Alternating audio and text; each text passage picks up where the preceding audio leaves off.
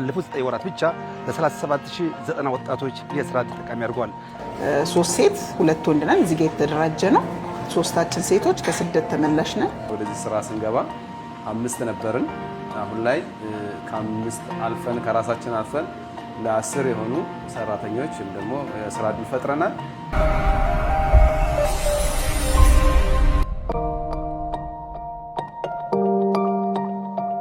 ሰላም ጤና ይስጥልን ክብራትና ክብራን ውድ የፕሮግራማችን ተከታታዮች፣ ይህን ያውቁ ኑሯል። የአቃቂ ቃሊቲ ክፍለ ከተማ አስተዳደር በ2018 በጀት ዓመት ባለፉት 9 ወራት ብቻ ለ37090 ወጣቶች የስራ ዕድል ተጠቃሚ አድርጓል። እነዚህ ወጣቶች በማኑፋክቸሪንግ፣ በአገልግሎት፣ በኮንስትራክሽን፣ በከተማ ግብርና በአገልግሎት ዘርፍ የተሰማሩ ናቸው። እኛም በዛሬው ዕለት ተደራጅተው ስራ የጀመሩ ወጣቶች ምን አይነት ስራ እየሰሩ እንደሚገኙ እናስቃኛቸዋለን። ተከታተሉን። ባለፉት 9 ወራት ስራ ዕድል ከተፈጠረላቸው ወጣቶች አንዷ ያርሜን ሽሮበሌት ናት። እንዴት ስምሽንና በምን ስራ ዘርፍ እንድትሰማረች ንገሪኝ። ኦኬ፣ ስሜ ሙና ሰይድ ይባላል። ካፌና ሬስቶራንት ነው ስራ እየሰራን ያለ ነው። ያው እኛም ከስደት ተመላሽ ነን። የነበርነው ሰው ሀገር ነውና ረጅም ዓመት ከዛ ተመልሰን የመጣ ነው። ሀገራችን ላይ ደግሞ እንደዚህ አይነት እድል ሲፈጠር ያው ከሀገር የሚበልጥ ነገር የለምና ስደቱ አላስፈላጊ ነው ብለን ስላመንበት አሁን ያው እየሰራን ራሳችን ተለውጠን በስራችን 4 ልጆች ቀጥረን እያሰራን ጥሩ ነው ያለነው። እግዚአብሔር ይመስገን። የተደረገልን ድጋፍ እኛ ማለት ከጠበቅነው በላይ ነው። መጀመሪያ አካሄዳችንም ይሳካል ብለን አላሰብንም። ተስፋ መቁረጥ ነገር ነበረ። 3 ሴት 2 ወንድ ነን። እዚህ ጋር የተደራጀ ነው። 3ታችን ሴቶች ከስደት ተመላሽ ነን። እኔ እንደውም ከአውሮፓ ምናምን ተይዤ ነው የመጣሁትና ከግሪክ ታሰሬ ማለት ነው። ስለዚህ ጥሩ ነገር ነው ያደረጉልን ድጋፍ፣ ሁሉ ነገር በጣም መልካም አስተዳደር እንደውም ያየነው እነሱ ጋር ነው ማለት ይቻላል። እሺ፣ ስሜ ዳዊት ሁሉ ይባላል። የተሰማራ ነው በህትመትና ማስታወቂያ ዘርፍ ነው ያለነውም አቃቂ G4 መሀል ገበያ ላይ ነው ያለነው፣ የመንግስት ህንፃ ላይ ነው። የነበረው ድጋፍና ክትትል በእውነቱ ከሆነ ያው እኛ እንደ ኢንተርፕራይዝ ተደራጅተን ወደዚህ ስራ ስንገባ 5 ነበርን። አሁን ላይ ከ5 አልፈን ከራሳችን አልፈን ለ10 የሆኑ ሰራተኞች ወይም ደግሞ የስራ ዕድል ፈጥረናል። ከዛም በዘለለ ደግሞ በመንግስት በኩል የሚደረጉ ማንኛውም ድጋፎች እንደ ማንኛውም ዜጋ ተደርጎልናል ማለት ነው። ለምሳሌ የነበረን መጀመሪያ ስንገባ 34 ካሬ ነበረ መስሪያ ቦታችን። አሁን ላይ ወደ እጥፍ አድጎ 64 ካሬ ተደርጎልን ማሽነሪ እንደምታየው ይሄን ማሽን በሊዝ አማካኝነት ከመንግስት ብድር አግኝተን ስራችንን ሰፋ ባለ መንገድ እየሰራን እንገኛለን። ያው አሁን ላይ ስደት ምንም ዋጋ የለውም። ሀገርክ ላይ እንደዚህ አይነት እድል የሚፈጠርልክ ከሆነ አለመሄድን ነው እኔ የምመርጠው ማለት ነው። ምክንያቱም ባሰብከው ልክ ተሰደክ ውጤታማ መሆን አትችልም። ሀገራችን ላይ እንደዚህ አይነት እድል ከተፈጠረልን ከሀገራችን ባንወጣ ብዬ ነው የምመክረው። ማለት ከራሳችን አልፈን አሁን እኛ 4 ሰዎችን ቀጥረን ማሰራት ማለት ትልቅ ነገር ነው እንደኛ ማለት ነው።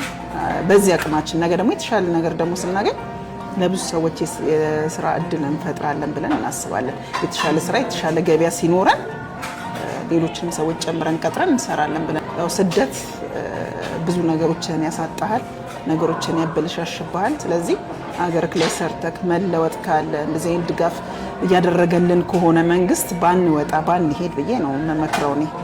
እኛ ለወጣቱ የምንመክረው ያው ህሊናን ለስራ ማዘጋጀት ነው። ጊዜውና ወቅቱ ደግሞ ለስራ ምቹ ጊዜ ነው። ማንም ከጣረ ከታተረ የማይደረስበት ነገር የለም።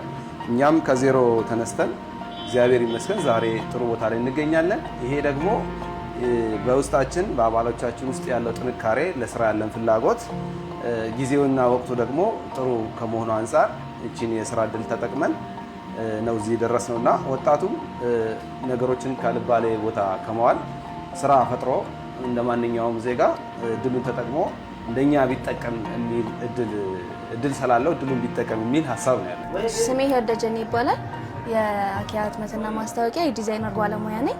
ከዚህ ቀደም ወይም ከዚህ ድርጅት ውስጥ ከመሳተፌ በፊት ትምህርቴን ጨርሼ ስራ አጥ ነበርኩኝ እና ወጣቶች ባገኙት የስራ መስክ ተሳትፈው ውጤታማ የሚሆኑበትን ስራ እንዲሰሩት መልእክቴን አስተላልፋለሁ። ነገ እንግዲህ እኛ ከዚህ የተሻለ ቦታ ላይ እንደርሳለን ብለን ነው የምናስበው። ማለት የተሰጠንን ጊዜ ተጠቅመን የተሻለ ቦታ ላይ የተሻለ ከዚህ ስራ ቀይረን የተሻለ ነገር እንሰራለን ብለን ነው የምናስበው እና ለሌሎችም ልጆች ለሌሎችም ወጣቶች በስራችን ከዚህ የበለጠ ሰዎች ቀጥረን እናሰራለን ብለን ነው እንግዲህ ራዕያችን።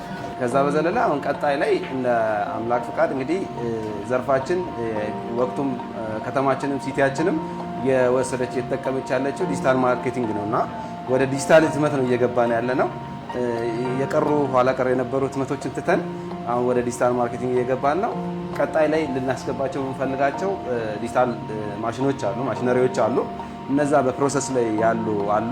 ለምሳሌ ቢቲኤፍ ማሽን፣ ሌዘር ማሽን፣ ሲኤንሲ ማሽን እነዚህ ማሽኖች በግምገማ ሂደት ላይ ነው ያሉት። በወራቶች ውስጥ እጃችን ላይ ይደርሳሉ ማለት ነው። አብዛኛው ሂደቶች አልቀዋል። ፕሮፖዛል ጸድቆልናል። ሂደቶቻችን በሙሉ ጫፍ ላይ ደርሰዋል እና ከዚህ በተሻለ መንገድ ቀጣይ ስትመጡ ደግሞ ሰፋ ባለ መንገድ ከዚህ ባለው ከ64ቱ ደግሞ እጥፍ ሆኖ የምንገኝበት ሁኔታ ላይ እንገኛለን ብዬ ነው ማስበው። እምነቱም አለን ደግሞ እንደሚኖር። አሁን የማስተላልፈው መልእክት እኛ ስንሄድ የተሰጠን ድጋፍ በጣም በሚገርም ሁኔታ ነው ማለት ከወረዳ እስከ ክፍለ ከተማ ማለት ነው።